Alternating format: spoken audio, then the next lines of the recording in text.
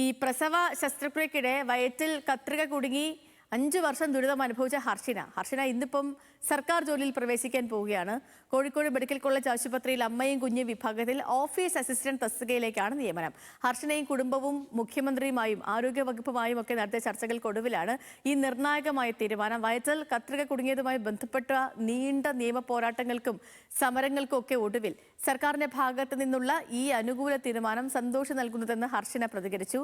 മുഖ്യമന്ത്രി വി.ഡി. സതീശനെയും ആരോഗ്യവകുപ്പിനെ അധികൃതരെയും നേരിൽ കണ്ടാണ് ഹർഷിനയും സമരസമിതിയും പ്രവർത്തകരും ചർച്ചകൾ നടത്തിയത്. ബെൻസൺ വിവരങ്ങളുമായി ചേരുന്നതാണ്. Benson, good morning. എത്രയോ വർഷങ്ങൾ നീണ്ട നിയമ പോരാട്ടമാണ്. 2017 തുടങ്ങുന്ന സംഭവ വികാസങ്ങൾ, അതിന് ഒരു അന്ത്യം എന്ന് പറയാൻ പറ്റില്ലെങ്കിലും ഒരു ഹാപ്പി എൻഡിങ്ങിലേക്ക് എത്തുന്നത് 2026 അപ്പം ഹർഷിന ഇന്നലെ ഈ ഓർഡർ ഇവരൊക്കെ സംസാരിച്ചതിന് ശേഷം, അതായത് ആരോഗ്യമന്ത്രിയുമായും മുഖ്യമന്ത്രിയുമായിട്ടൊക്കെ സംസാരിച്ചതിന് ശേഷം ഒരു പോസിറ്റീവ് റിപ്ലൈ ഒക്കെ കിട്ടിയതിന് ശേഷം മാധ്യമങ്ങളോട് പറയുമ്പോഴത്തേനും ഹർഷിനയ്ക്ക് ആ വാക്കുകൾ പോലും കംപ്ലീറ്റ് ചെയ്യാൻ പറ്റുന്നുണ്ടായിരുന്നില്ല. അത്രയേറെ സന്തോഷവും സങ്കട കണ്ണീരും ഒക്കെയായിരുന്നു ഹർഷിനയ്ക്ക്. ഒരു കുടുംബത്തിൻ്റെ മുഴുവൻ ആഗ്രഹവും അവരുടെ ആവശ്യവും ഒക്കെയായിരുന്നു. അത് പൂവണിയുന്ന ദിവസമാണിന്ന്.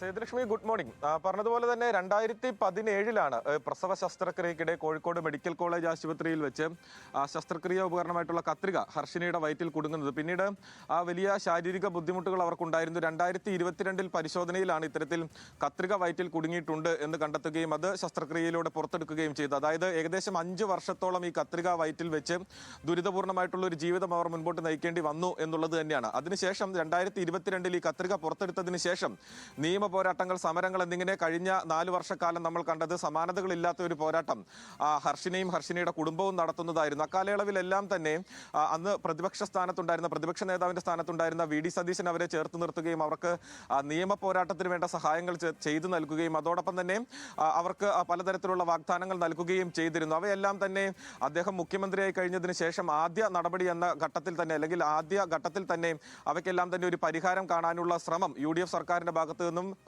മുഖ്യമന്ത്രി വി.ഡി. സതീശന്റെ ഭാഗത്തു നിന്നും ഉണ്ടാകുന്നു എന്നുള്ളത് തന്നെയാണ്. ഈ നിയമ പോരാട്ടങ്ങളുടെ കാര്യം എടുത്ത് പരിശോധിക്കുകയാണെങ്കിൽ ആദ്യഘട്ടത്തിൽ ആരോഗ്യവകുപ്പ് നടത്തിയ പരിശോധനയിൽ കോഴിക്കോട് മെഡിക്കൽ കോളേജ് ആശുപത്രിയിലെ ജീവനക്കാരുടെ ഭാഗത്തു നിന്നും യാതൊരു തരത്തിലുള്ള വീഴ്ചയും ഉണ്ടായിട്ടില്ല എന്നുള്ളതായിരുന്നു ആദ്യഘട്ടത്തിൽ കണ്ടെത്തലുണ്ടായിരുന്നത്. പക്ഷേ ഹർഷിന പോലീസിൽ പരാതി നൽകിയിരുന്നു. അതിന്റെ അടിസ്ഥാനത്തിൽ നടത്തിയ അന്വേഷണത്തിലാണ് 2 ഡോക്ടർമാരും മറ്റ് 2 നഴ്സുമാരും ഈ കേസിൽ പ്രതികളാണ്, അല്ലെങ്കിൽ അവരുടെ ഭാഗത്തു നിന്നും വീഴ്ചയുണ്ടായിട്ടുണ്ട് എന്ന കണ്ടെത്തലിലെല്ലാം തന്നെ എത്തിച്ചേർന്നത്. നിലവിൽ ഇപ്പോഴും ആ നിയമ പോരാട്ടം തുടരുകയാണ്. എന്തുതന്നെയാണെങ്കിലും ഹർഷിനയ്ക്ക് 2 ലക്ഷം രൂപയായിരുന്നു ആദ്യഘട്ടത്തിൽ LDF സർക്കാർ ഭരിക്കുന്ന കാലഘട്ടത്തിൽ, പിണറായി വിജയൻ മുഖ്യമന്ത്രി ആയിരിക്കുന്ന കാലഘട്ടത്തിൽ, വീണ ജോർജ് ആരോഗ്യമന്ത്രി ആയിരിക്കുന്ന കാലഘട്ടത്തിൽ ഇവർക്ക് നഷ്ടപരിഹാരമായി പ്രഖ്യാപിച്ചിട്ടുണ്ടായിരുന്നു. പക്ഷേ അത് പോരാ, തനിക്ക് നഷ്ടപരിഹാരം കൂടിയ തുക വേണം, അതോടൊപ്പം തന്നെ മറ്റ് തരത്തിലുള്ള നീതി ലഭിക്കണം എന്ന ആവശ്യമായിരുന്നു ഹർഷിന് മുൻപോട്ട് വെച്ചിട്ടുണ്ടായിരുന്നു. അത്തരത്തിൽ ഈ സർക്കാർ മാറി വന്നു. UDF സർക്കാർ അധികാരത്തിലേറിയ ആദ്യഘട്ടത്തിൽ തന്നെ മുഖ്യമന്ത്രിയുമായും അതോടൊപ്പം തന്നെ ആരോഗ്യവകുപ്പ് ഉദ്യോഗസ്ഥരുമായി ഹർഷിനെയും അതോടൊപ്പം തന്നെ സമരസമിതി പ്രവർത്തകരും, കാരണം ഹർഷിനയുടെ സമര പോരാട്ടങ്ങളൊക്കെ നമ്മൾ കണ്ടിട്ടുള്ളതാണ്. ഇപ്പം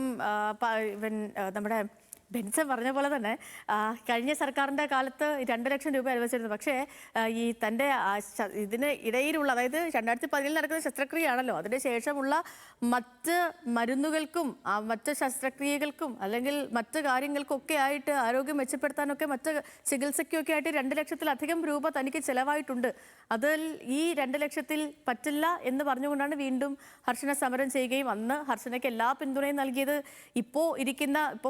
കഴിഞ്ഞ വട്ടം പ്രതിപക്ഷത്തായിരുന്ന, ഇപ്പോൾ കേരളം ഭരിക്കുന്ന പാർട്ടിയാണ്. അപ്പോൾ അതുകൊണ്ട് തന്നെ അവരിൽ നിന്നും ഒരു പോസിറ്റീവ് റിപ്ലൈ അല്ലെങ്കിൽ ഒരു സന്തോഷപരമായ ഒരു തീരുമാനം ഹർഷിന പ്രതീക്ഷിച്ചിരുന്നു. അതുപോലെ തന്നെ കാര്യങ്ങൾ നടന്നു.